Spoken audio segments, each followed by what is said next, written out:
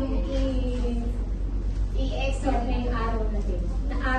Kasi ang ating text na babasahin today, na ating babahagi today is from Lamentation 3 verses 22 to 23. That steadfast love of the Lord never ceases. His mercies never come to an end.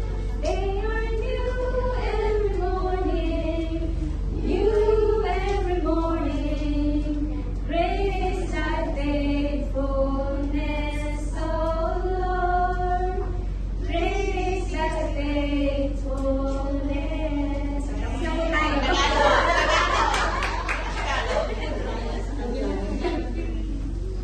Diba may kantang ganon sa atin? So yun yung ating pag-uusapan for today.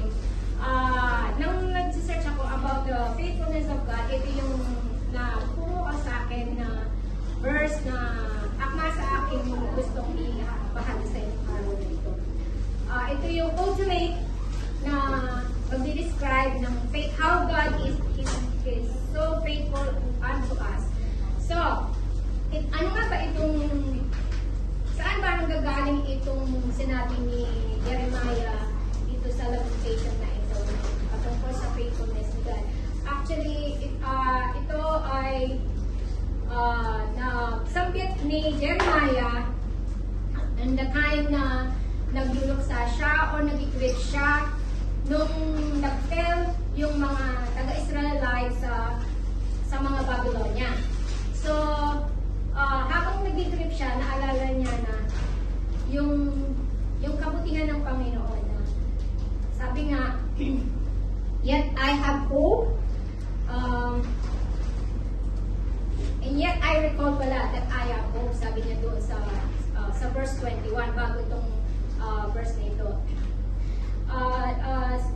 Ano nga ba ang dinescribe ni Jeremiah itong faithfulness ni Lord, how good He is through this verse, steadfast love. Pag sinabing steadfast love is it's all about the unconditional love na pinapakita ng Lord sa atin, whether nababay tayo or hindi, andun pa rin yung unconditional love. Na hindi tayo minamahal ni Lord dahil mabait tayo, kundi minamahal niya tayo for who we are. And also, yung unshaken siya, yung love ni Lord is unshaken, unshakable, not unshaken. Hindi siya na natitina, kasi lagi siyang constant.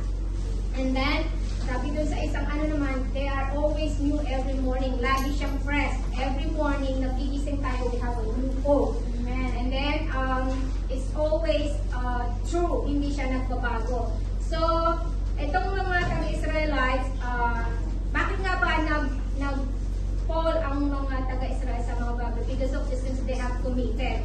Ano yung mga sins na ito? One of them is yung idolatry and immorality, and also debauchery and everything na nakakasama. And yet, they have hope. Masa sila, they rely on God. Hindi sila, imbes na, dahil sa mga ginawa nila ng kasalanan, imbes na ma-perish na sila, but God is so good unto them. Hindi sila na-consume. Sa ibang, kasi consume ang ginamit eh.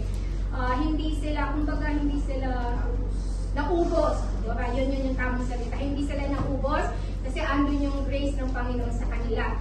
Likewise, unto us, tayo, sa panahon natin, we may be seen not only yung mga mabibigat na kasalanan, but yung mga, even the day-to-day na nagkakasala tayo, but we have hope, kasi nandun yung compassion ni Lord sa atin, nandun yung grace niya, nandun yung love niya, the deepest love, the eternal love na pinagyan sa atin because we have accepted Him as our Lord and Savior of our life. Yun yung privilege na ibinigay sa atin ng Panginoon to those who believe in Him and accepted Him as the Lord and Savior of life. Like the Israelites, diba? Pinili sila ng Panginoon. Kaya naman, kahit na ano bang kasalanan na kanilang nagagawa, andun yung grace ni Lord, at pagmamahal ni Lord sa kanila.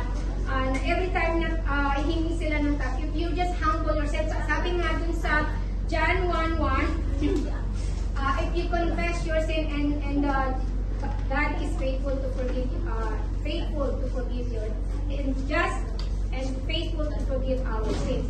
So if we just humble ourselves, dahil nga pinili na tayo ni Lord at tinanggap na natin siya bilang Diyos na ating tagapagligtas. Every time na magsisin tayo, alalahanin lang natin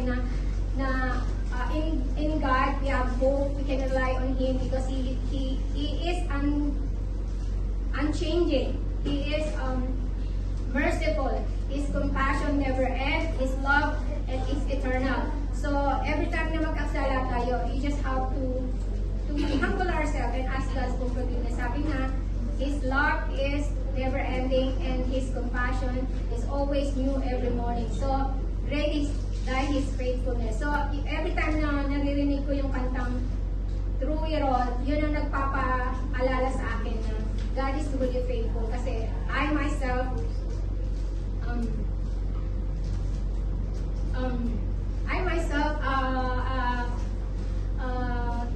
nagdidisobey ako kay Lord from time to time and of course everyday nagkakasala tayo kay Lord, but great is nung kanina habang nasa bus ako, I was na-touch ako sa sinasabi ng salita ng Panginoon dito na napakabuti ng Panginoon despite ng mga kasalanan na gagawin natin from day to day because of His love and great love and His provision and the privilege na binigay sa atin. Wala nang tinanggap natin siya bilang Diyos na ating tagapagligtas. Every time na lumalapit tayo sa Kanya, yung makarating lang tayo dito sa church, despite ng mga nagawa natin sa buong linggo, masasabi mo na God is good and God, His faithfulness is really never ends. Kasi araw-araw nakakasala tayo. We cannot rely on ourselves but only God. So every time na makakaranas tayo ng disappointment and despair sa ating mga trabaho, sa ating sarili mismo, nakakasala tayo, nakakakumit tayo ng mga unforgiving sins, whatever. Just rely on God, that God is good and you can always rely on His faithfulness na because hindi dahil ikaw or ako or ano man nagagawa, but because He is great and He is faithful to forgive us and love us until the end of our lives. Amen.